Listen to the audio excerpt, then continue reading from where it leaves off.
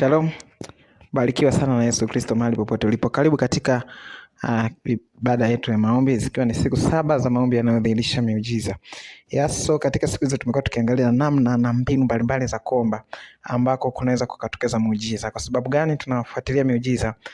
Ni kwamba miujiza inaleta ladha katika Ukristo. Yes. Na wakati watu wengine wakiendelea kufikiri kwamba miujiza sio sawa, sio halali kufuata kanisani miujiza, usimfuate Yesu kwa ajili ya miujiza, Yesu anaonyesha wazo la tofauti sana kuhusiana na jambo hilo. Unaposoma katika Injili ya Yohana sura ya 6 mstari wa 26, anasema Yesu aliwajibu akasema, mimi nawaambia ninyi mnanitafuta si kwa sababu mliona ishara, bali kwa sababu mlikula ile mikate. Kwa maneno mengine, ingekuwa sawa kwa Yesu kama wangelimtafuta kwa sababu ya kuona ishara. Kwa hiyo ni sawa mtu akimtafuta Yesu kwa ajili ya miujiza. Ndicho anachokimaanisha Yesu tu hapo. Kwa hiyo wakati unataka kuweka mawazo fulani hivi ya kidini, Biblia haiko hivyo. Kwa hiyo ni halali kabisa kuhitaji miujiza.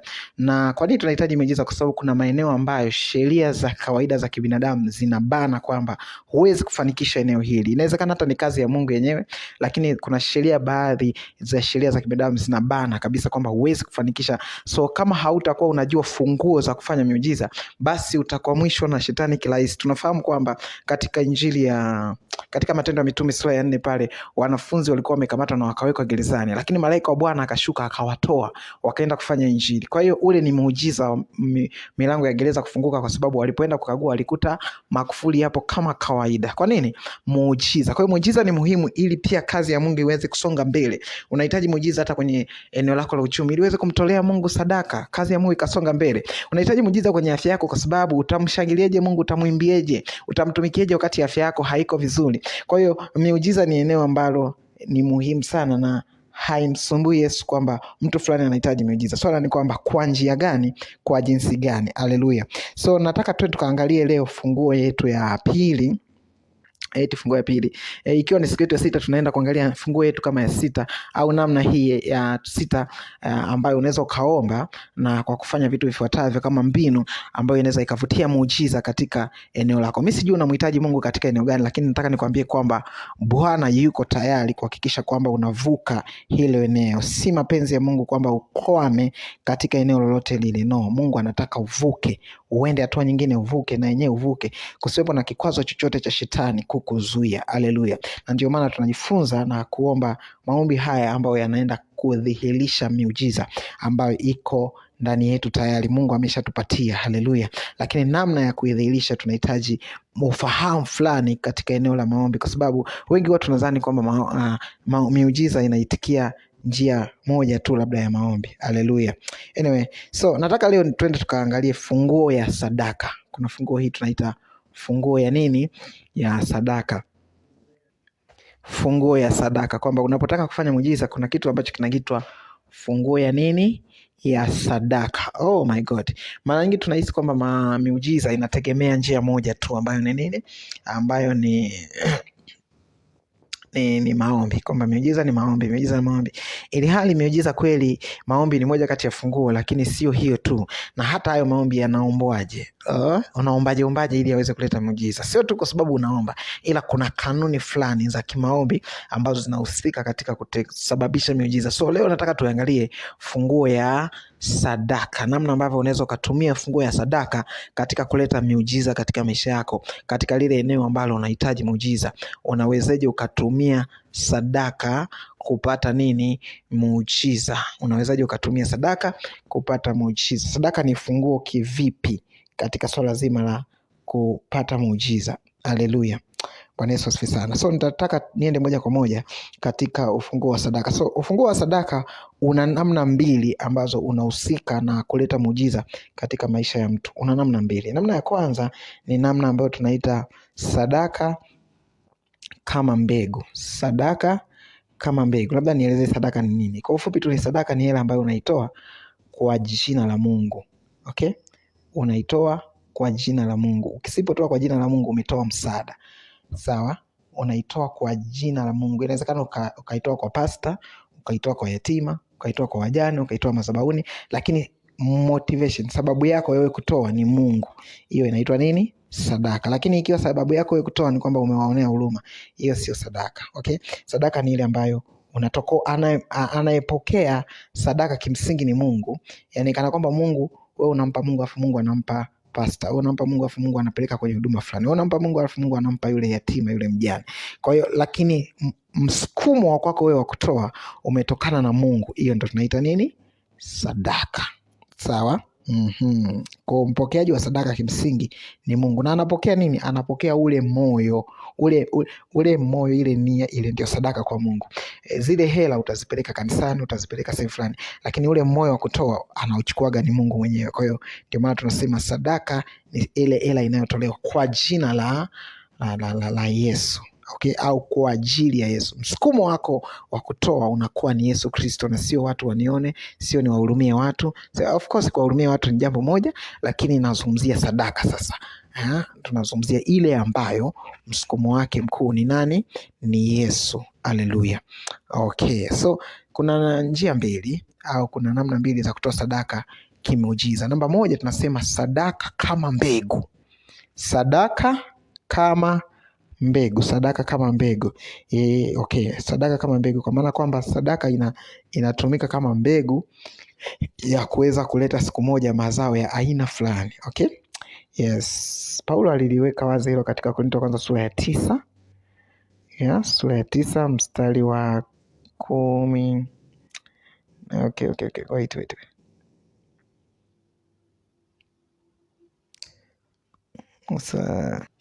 Warumi sura ya 9 mstari wa 6 anasema, lakini nasema neno hili, apandaye haba atavuna haba, apandaye kwa ukarimu atavuna kwa ukarimu. Kila mtu na atende kama alivyokusudia moyoni mwake, si kwa huzuni wala si kwa lazima, maana Mungu humpenda yeye atoaye kwa moyo wa ukunjufu.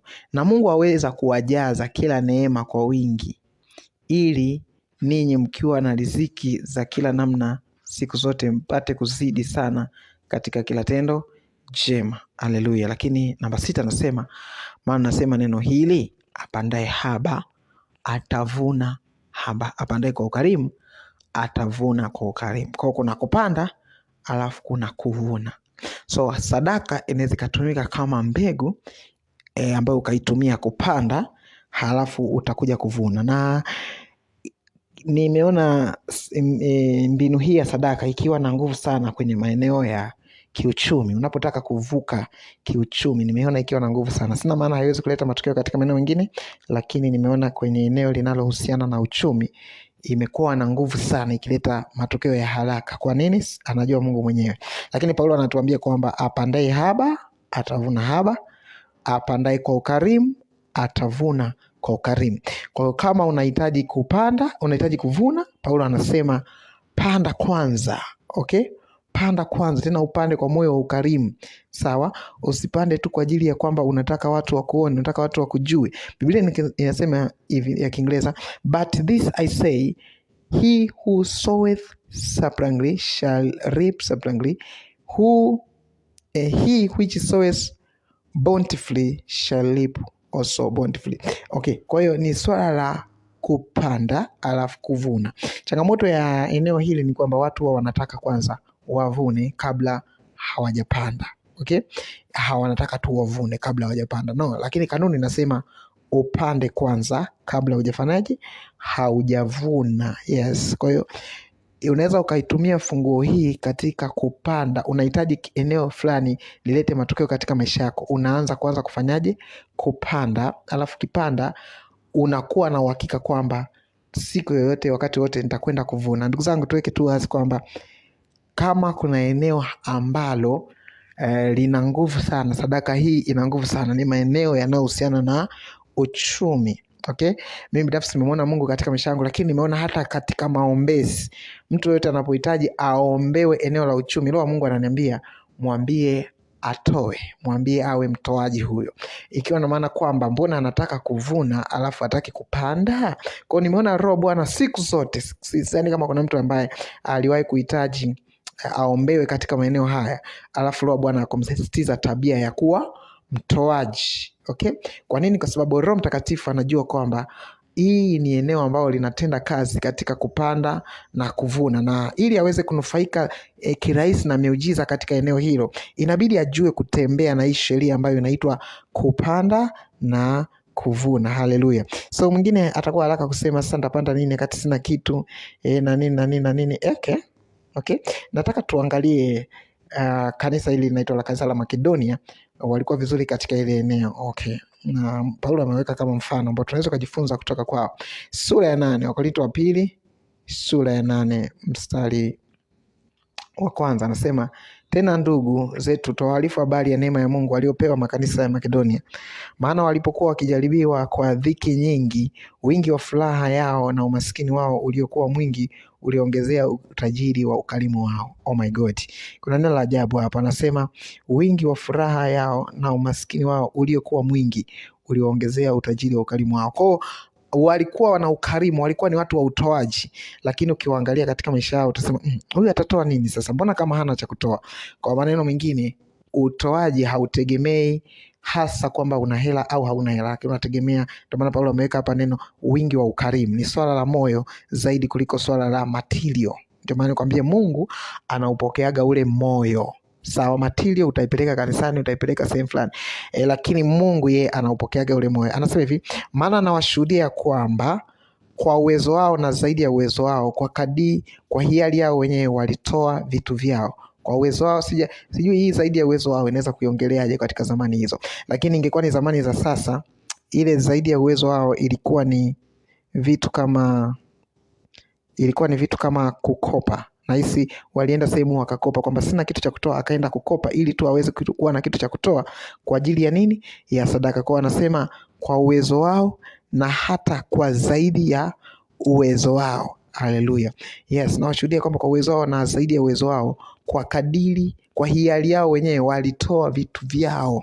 Okay? Walitoa vitu vyao kwa hiari yao wenyewe. Kwa hiyo hawa walikuwa ni watu ambao wanatuonyesha mfano mzuri katika kutoa, kwamba sio swala la una shilingi ngapi. Hapana, ni swala la moyo.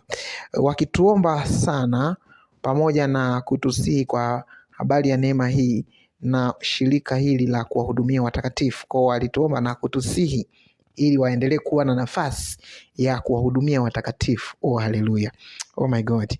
Kuwahudumia watakatifu. Tena walitenda hivi si kama tulivyotumaini tu, bali kwanza walijitoa nafsi zao kwa Bwana na kwetu pia, kwa mapenzi ya Mungu.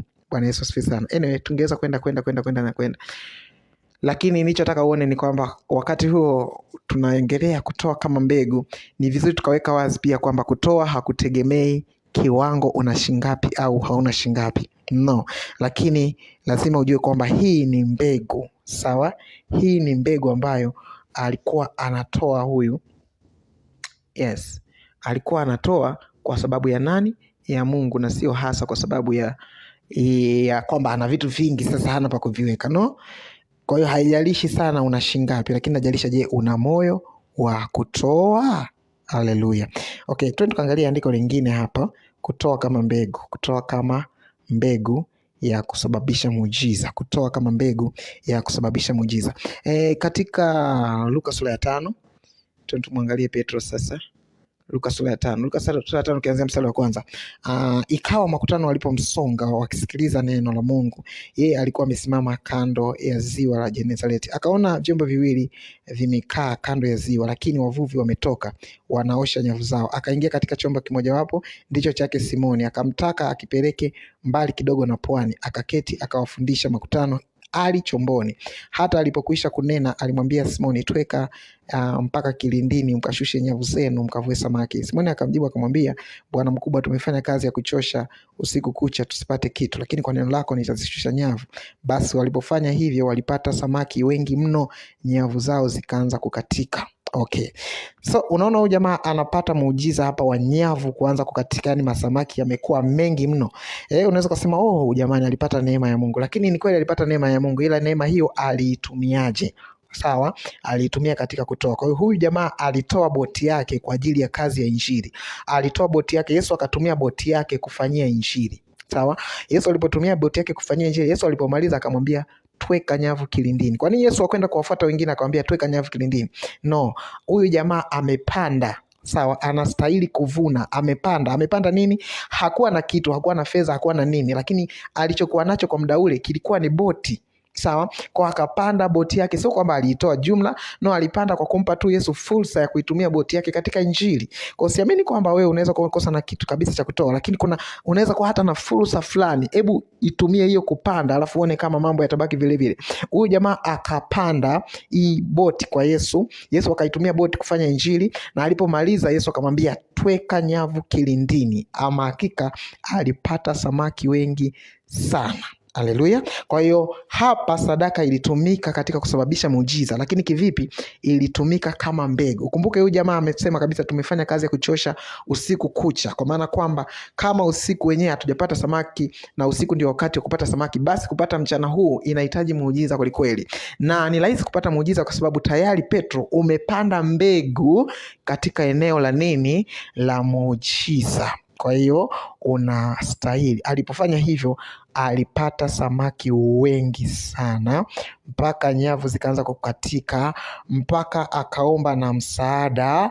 Yes, kwa nini? Kwa sababu amepanda mbegu. Mimi sijui unamhitaji Mungu katika eneo gani, lakini mimi nataka nikupe changamoto ya kwamba unapanda mbegu gani katika eneo hili la uchumi wako. Unapanda mbegu gani ambayo unataka Mungu aibariki mbegu hiyo?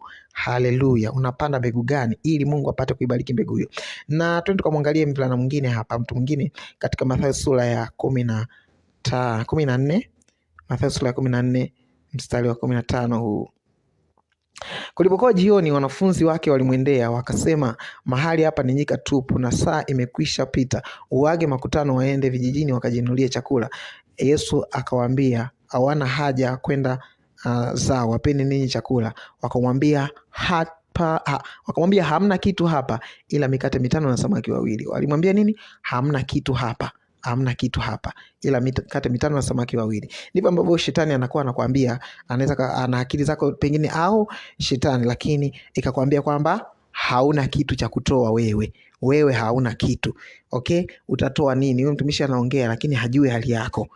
Hata yeye angekuwa katika hali hii asingetoa chochote. Lakini hawa jamaa wakamwambia hatuna kitu ila mikate 5 na samaki 2. Ujue mikate 5 na samaki 2 ukilinganisha na mahitaji yaliyokuwepo hapa, palikuwa na wanaume kama 5,000, alafu unaongelea samaki 2, unaongelea mikate 5. Ni rahisi kusema sina kitu cha kutoa. Ni rahisi sana ukiangalia kule ambako unataka Mungu akupeleke, alafu ukiangalia sadaka unaweza kutoa shingapi, una shingapi mfukoni mwako. Ni rahisi sana ukasema mimi sina cha kutoa. Ni rahisi sana. Lakini mimi nataka nikwambie kwamba huo ni uongo wa shetani. Usikubali. Sio kweli kwamba huna cha kutoa kuweza kupanda kama mbegu ya kuzalisha muujiza wako wa kesho. Sio kweli kabisa. Ni shetani anajaribu kukwambia. Mwambie shetani, kweli sina gari la kutoa ila nina hiki. Kweli sina hiki ila nina hiki. Kweli sina hela lakini nina hiki. Kweli sina. Petro hakuwa na hela, alikuwa na boti. Yes. Hawa jamaa hawakuwa na chakula cha kutosha, lakini angalau walikuwa na mikate 5 na samaki 2. Wakampatia. Yes. Akasema hivi, nileteeni hapa. Come on. Nileteeni hapa. Akawaagiza makutano waketi katika majani. Sikiliza. Akasema nileteeni hapa hicho kidogo mlicho nacho. Nileteeni hapa mimi. Nileteeni hapa. Alafu muone kama hamtaona muujiza. Yes, hamtaona muujiza hapa. Nileteeni hapa. Wakampatia. Walipomletea akavibariki, vikatosha watu wengi sana. Kwa nini waliweza kuvuna? Ni kwa sababu walipanda. Yes, kwa hiyo walipanda mikate 5 na samaki 2, lakini wakavuna mikate hatujui ni mingapi, ila tunachojua ni kwamba walipookota yalibaki vikapu 12. Sawa? Yes, lakini waliweza kula wanaume 5,000 bila kuhesabu wanawake na watoto, ambao inaweza kufika hata hesabu ya 15,000 mpaka 20,000 kutegemea na yes. Lakini muujiza ulitokana na kwamba kuna mtu alipanda. Kuna mtu hapa naongea naye anataka kuvuka eneo la kimaisha. Amechoka kuishi na mikate 5 na samaki 2. Mimi nataka nikwambie kwamba ukiendelea kula mwenyewe, utaendelea kula mwenyewe na itaisha ukafe. sawa, lakini ukimletea Yesu aliyesema nileteeni hapa hiyo mikate 5 na samaki 2, habari zako zitaenea duniani.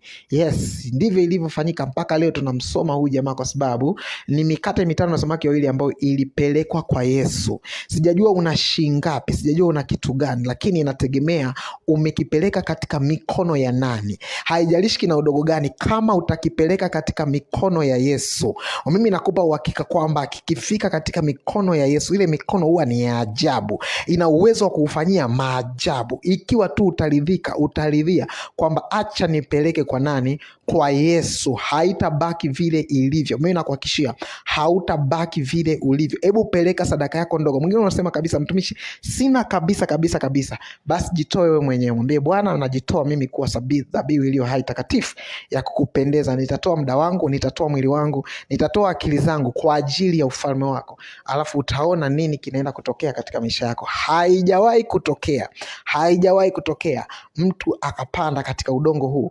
asivune. No. Haijawahi kutokea, na hivi haitaanza na wewe. Haijawahi kutokea na haitaanza na wewe. Okay, mfano mwingine ni Wafalme wa Kwanza sura ya 17 ukianzia mstari wa 9. Mstari wa 9, neno la Bwana likamjia kusema, ondoka uende Sarepta, mji ulio wa Sidoni, ukae huko. Tazama, nimemwagiza mwanamke mjane wa huko akulishe. Basi akaondoka akaenda Sarepta. Hata alipofika langoni pa mji, kumbe mwanamke mjane alikuwako akiokota kuni. Akamwita akamwambia, niletee na kuomba maji kidogo chomboni nipate kunywa. Alipokuwa akienda kuleta, alimwita akasema, niletee na kuomba kipande cha mkate mkononi mwako. Naye akasema, kama Bwana Mungu wako aishivyo, sina mkate ila konzi ya unga katika pipa na mafuta kidogo katika chupa, nami ninaokota kuni 2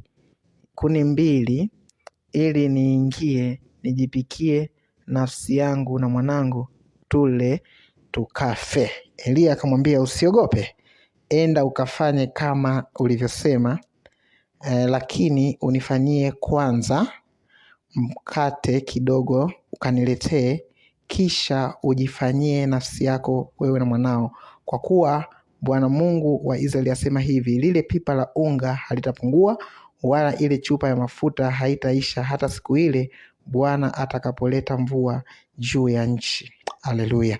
Unamwona huyu mama naye amebaki na hali mbaya, ambayo ndugu zake na watu wengine wameshakufa kwa ajili ya njaa, lakini sasa ni wakati huu naye anaelekea kufa kwa ajili ya njaa.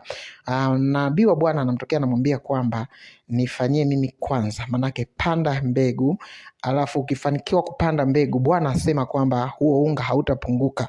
Yes, huo unga hautapunguka, kwa kuwa Bwana Mungu wa Israeli asema hivi, lile pipa la unga halitapunguka wala ile chupa ya mafuta haitaisha hata siku ile Bwana atakapoleta mvua juu ya nchi.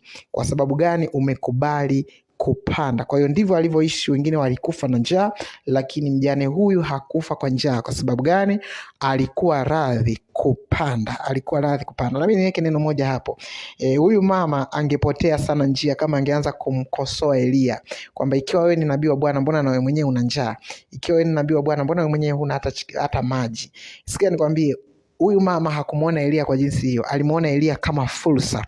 Unapomwona mtumishi wa Mungu au unapoona kazi ya Mungu ina mahitaji fulani, sio kwamba Mungu ameshindwa kujibu yale mahitaji, ila ni kwa sababu Bwana anataka kubariki. Kwa hiyo anatoa fursa ya wewe kupanda, lakini usipojua utaanza kumkosoa Bwana kwamba mbona na mtumishi naye ana shida tu kama mimi, mbona kanisa lenyewe hata halina hata hela za kununua hata bati. Yes, lakini kumbe Bwana anahitaji kuwezeka maisha yako, na ndio maana kanisa la Mungu halina bati, ili kwa kuonjea wewe kujitoa kununua bati. Nimeweka ni mfano, wewe Mungu aweze kuwezeka maisha yako, aweze kupaka rangi maisha yako. Na yes, lakini kwa sababu haujui, unaanza kukejeli watumishi, unaanza kukejeli kazi ya Mungu. Pole sana. Sikia, Mungu angeweza kumlisha Elia kwa njia nyingine, na kimsingi Mungu aliendelea na alimlisha Elia kwa njia nyingine. Kuna wakati ambao kunguru alimletea Elia chakula. chakula. Yes, Mungu aliweza kumlisha Elia kwa njia nyingine, alimletea nyama na maji na mkate. Mungu aliweza, lakini kuna wakati ambao malaika walimletea Elia chakula kwamba inuka na ule, safari ni ndefu. Kwa hiyo Mungu angeweza kumpa Elia kwa njia nyingine, lakini Mungu alikuwa anataka atunze maisha ya huyu mwanamke mjane. Kwa hiyo Mungu akamfanya Elia akose chakula ili huyu mwanamke apate pa kupanda. Come on.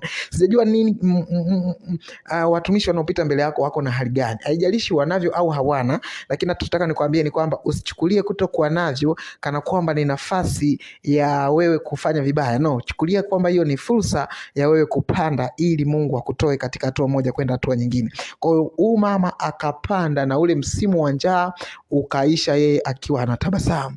Msimu wa njaa ukaisha, ukaua wengine, haukumuua yeye. Sio kwa sababu gani? Ni kwa sababu fursa ilipotokea ya kupanda, alikubali akapanda, na alipopanda hatimaye alikuja akavuna. Mungu ni mwema na Mungu ni mwaminifu. Haleluya. So mfano mwingine tunatoa katika Wafalme wa Pili sura ya 4 mstari wa 8, anasema hata ikawa siku moja Elisha alikwenda Shunemu, na huko kulikuwa na mwanamke mmoja mwenye cheo, naye akamsulutisha ale chakula, aje ale chakula. Ikawa alipopita njia ile huingia kula chakula, yule mwanamke akamwambia mumewe, tazama, mimi naona ya kuwa mtu huyu apitaye kwetu mara kwa mara ni mtu mtakatifu wa Mungu, na kuomba tumfanyie chumba kidogo ukutani, na ndani yake tumwekee kitanda na meza na kiti na kinara cha taa, na itakuwa atujiapo ataingia humo.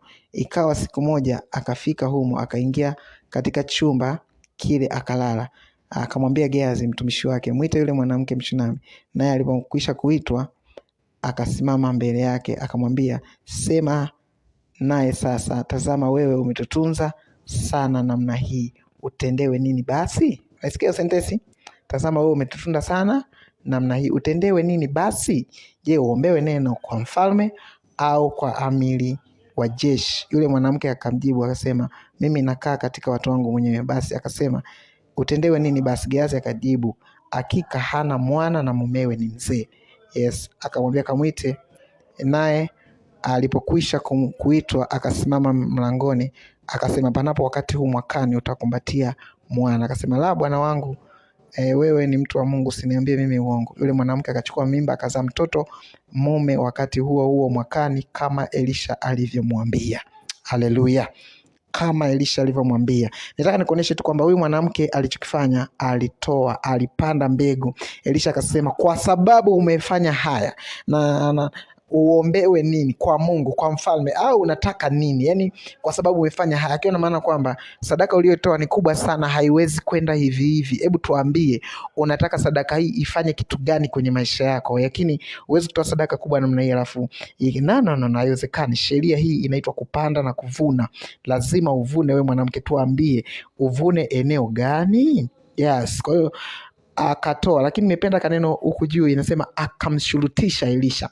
You see, huyu Elisha pale angeweza kutoka bila kupokea sadaka yule mama ya chakula wala ya kulala, lakini huyu mama akamshurutisha. Oh my God. Wakati kuna watu leo wanasubiri wasurutishwe kutoa sadaka, kuna wengine huwa wanasurutisha watumishi wa Mungu kupokea sadaka. Come on. Sijui unataka nini wewe?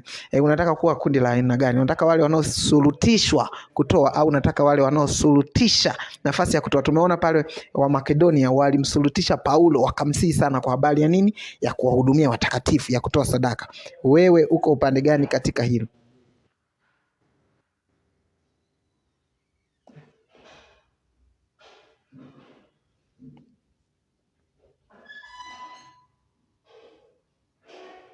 Uko upande gani katika hilo? Oh my God.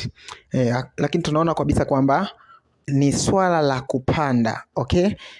Swala la kupanda. Kwa funguo ya sadaka ya kupanda tumeiona ikiwa inaleta matokeo makubwa sana katika kuleta muujiza. So ningependa niendelee na funguo ya pili, lakini kwa neema ya Mungu tutaendelea nayo kesho kwa sababu ya muda wetu kwa hapa ulipofikia. Haleluya. Lakini nataka tuende tukafanye maombi sasa, maombi ya nikuongoza katika maombi haya ambayo ni maombi yatakayotuongoza katika namna ya kujitoa na kutambua kwamba Bwana, nimetambua kwamba natakiwa kuitumia funguo hii katika kusababisha miujiza katika maisha yangu. Yes, natakiwa kuitumia sadaka hii, funguo hii katika kusababisha miujiza katika maisha yangu. Kwanza tuende tukamshukuru Mungu, alafu tutaomba. Lakini ni miujiza, nilikwambia miujiza ni imani zaidi kuliko maombi. Sio kuomba tu kwamba umeomba muda mrefu. Umeombaje? Umeomba kwa maarifa yapi? Haleluya, ndio unaweza kupata miujiza. Oh my God. Rika tamasha ni ende beisho kondali tezikidio. Raka satara maditi sibishe ni kente bisana koroa. Rato lua pashanda likede bishende krosto komposhei. Rako moshenti kizimini krasto komposhana kalede stio. Rako satilia masocho kontolo bosente kilibisho. Katika jina la Yesu Kristo wa Nazareti aliye hai. Bwana, tunashukuru kwa sababu ya neno lako ambalo umeliachilia usiku wa leo tupate kulifahamu. Katika jina la Yesu Kristo, nasi Bwana tunakwenda kulitumia kama funguo. Tunakwenda kulitumia kama funguo ya kufungulia miujiza yetu. Katika jina la Yesu, tukiwa tunajua kwamba Bwana kupitia hili tunakwenda kuvuka hatua moja kwenda nyingine. Kwa jina la Yesu Bwana, kipato chetu tunakwenda kuongezeka. Bwana, makampuni yetu yanakwenda kukua, mashirika yetu yanakwenda kukua. Katika jina la Yesu Kristo, kwa sababu tumeona Bwana jinsi ambavyo Petro alitumia kanuni hii akafanikiwa, akakua. Lakini Bwana, tunaona jinsi ambavyo yule mwanamke Mshunami alitumia kanuni hii akafanikiwa, akakua, hata akapata mtoto. Lakini tunamuona mwanamke mwingine ambaye yule ni mume mjane wa Sarepta, ambaye hakuweza kufa na njaa japokuwa kipindi cha njaa. Ni kwa sababu aliamua kutumia funguo hii ya kupanda na kuvuna, akapanda kwako Bwana. Nasi Mungu tunajitoa kuwa kama kanisa la Makedonia ambalo walikuwa wakitoa na kumsihi Paulo kwa habari ya kutoa na kupokea, katika jina la Yesu Kristo, kwa ajili ya kuhudumia watakatifu, katika jina la Yesu Kristo wa Nazareti. Bwana, nakuamini sasa kupitia njia hii ya kwamba hata mimi nakwenda kukuona Bwana, ya kwamba hata msikilizaji huyu anakwenda kukuona Bwana. Milango yako inakwenda kufungika Bwana, katika jina la Yesu Kristo wa Nazareti. Anakwenda kupandishwa ngazi, anakwenda kuvuka katika jina la Yesu Kristo. Naona mtu mmoja anavuka na kuelekea hatua nyingine kwa sababu anachukua hatua hii ya kuliamini neno la Bwana, katika jina la Yesu Kristo wa Nazareti. Maana kama neno la Bwana halitarudi bure, bali itatimiza mapenzi yake na kufanikiwa katika kila alilotuma kufanya, kwa jina la Yesu wa Nazareti aliye hai. Amen. Mungu wa mbinguni akubariki sana. Karibu tena kesho, tutakuwa ni siku yetu ya mwisho mahali hapa. Yes, na itakuwa ni very powerful, itakuwa ya ajabu sana, itakuwa ni kubwa sana. Lakini nikusihi kwamba endelea kusikiliza na tena. Yes, lakini endelea kuomba. Lakini kwa ushauri zaidi na maombi, nipigie kwa 0768 150 221. 0768 150 221. Yes, utatumia namba hiyo pia kutuma sadaka yako kwa ajili ya kuwezesha kupeleka injili sehemu nyingine. Kumbuke pia kwa njia hii tunaweza kuvuka. Mungu wa Baba wa mbinguni akubariki sana. Amen. Naitwa Simiton Ndimbwa, maarufu kama Nabii Great. Barikiwa.